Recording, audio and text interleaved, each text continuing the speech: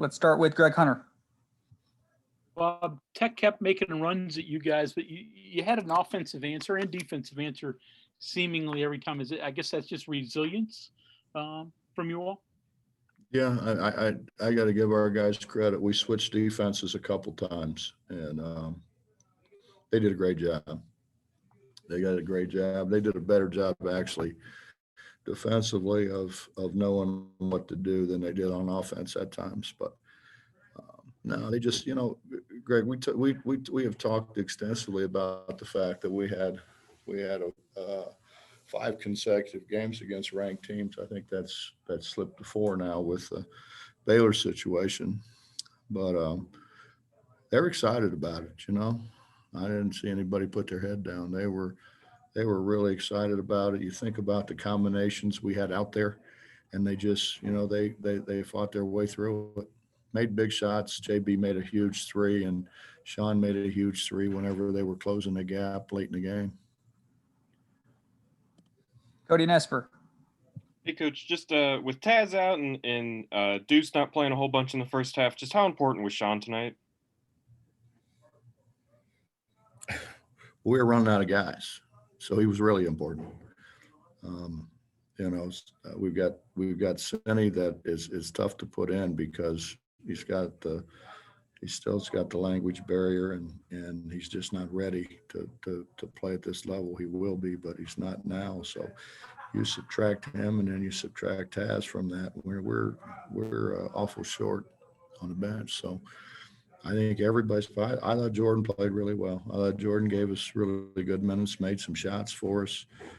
I thought he played well, fought it down on the post. Once we got him to try to get around in front in the post, he did a great job. And, it just was, it was truly, everybody talks a great team win. And sometimes you look at that and you say, you got to be kidding me. Some of those guys were sucked, but no, we were good. What Gabe did defensively at the end of the game, which he always does, but I mean, he single-handedly shut off their penetration. He did a great job. JB did a great job. So I'm as pleased as I can be with how we played.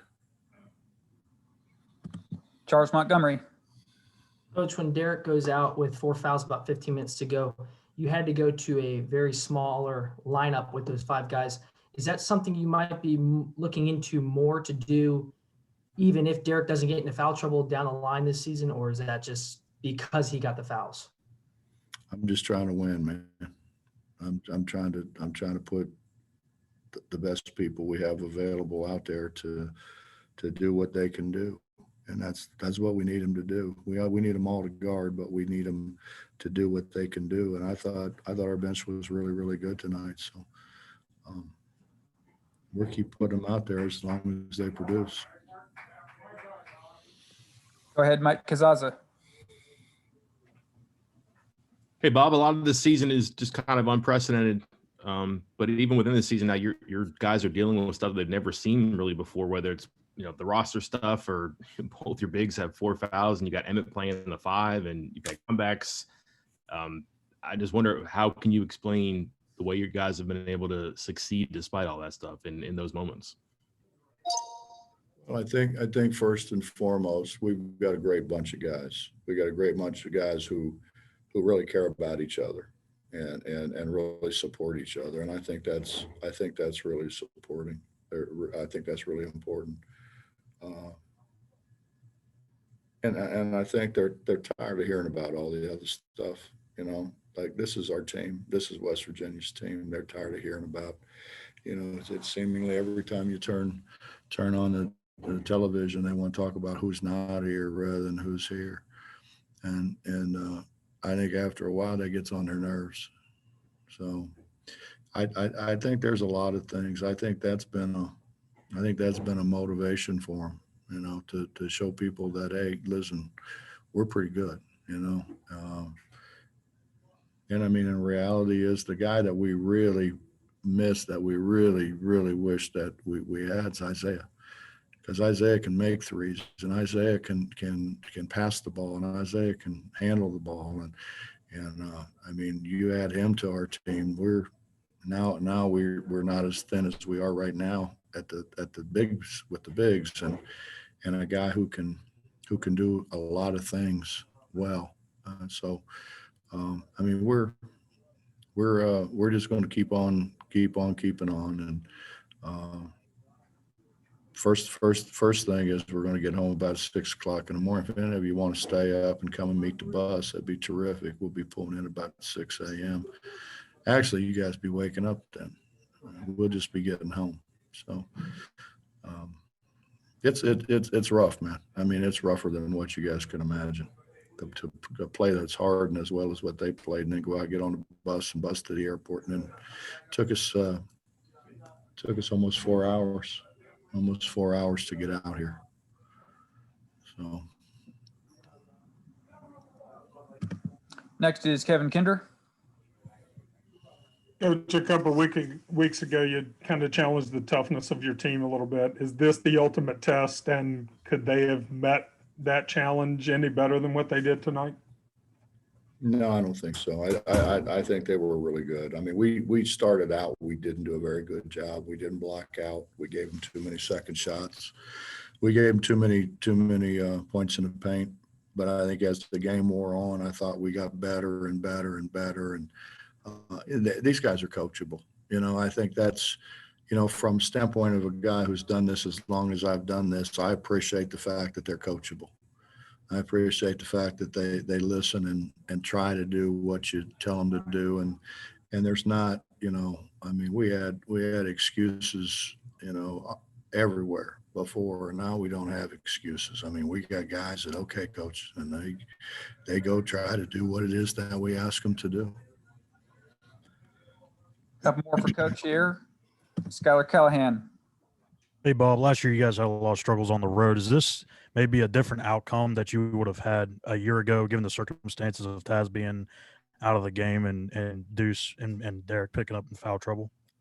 I don't know how to answer that. I don't know the answer to that. I mean, we could have played really well and we could have not played so well. I don't know. I know what we did today. We played really hard. We played well. We made big shots when we had to. We took better care of the ball. And when, you know, we saw how bad their penetration was hurting, we stopped it. And go ahead, Nick Kramer. Hey, Coach. Derek shot 7 of 9 from the free throw line today and 77% since the start of the Florida game. What has he been doing differently, and what kind of an impact has that had on his play? He's got one of the great instructors in all of basketball helping him. That's kind of that's me. He's worked at it, man. You know, I mean, we got his alignment straightened out. Now what it is, it's, you know, it's neuromuscular integration. And so, you know, you have to do it. You can't just go to sleep and say, hey, I've changed my shot. I know what I got to do now. You've got to work at it. And he's worked at it. You know, he's probably shot more free throws since we started since the Florida game. He's probably shot more free throws than he shot the whole rest of the year put together. But he's taken it a lot more. I don't know, seriously, it's not the right word, but he's realized how important it is to him. Michael Sussman. Coach, as someone that's never been afraid to express displeasure with bad calls in college basketball, I just want to know, how impressed were you there by Chris Beard's little conversation with the ref at the end of the game there? And have you ever had a fist bump with an opposing coach in the middle of an argument like that?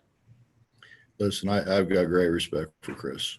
I mean, that's all I need to really say. I think I have great respect for him, the job that he's done here, how hard his kids play, how much his kids care about him. And to me, that's what's important. Okay, Coach, thanks a lot. Mm-hmm.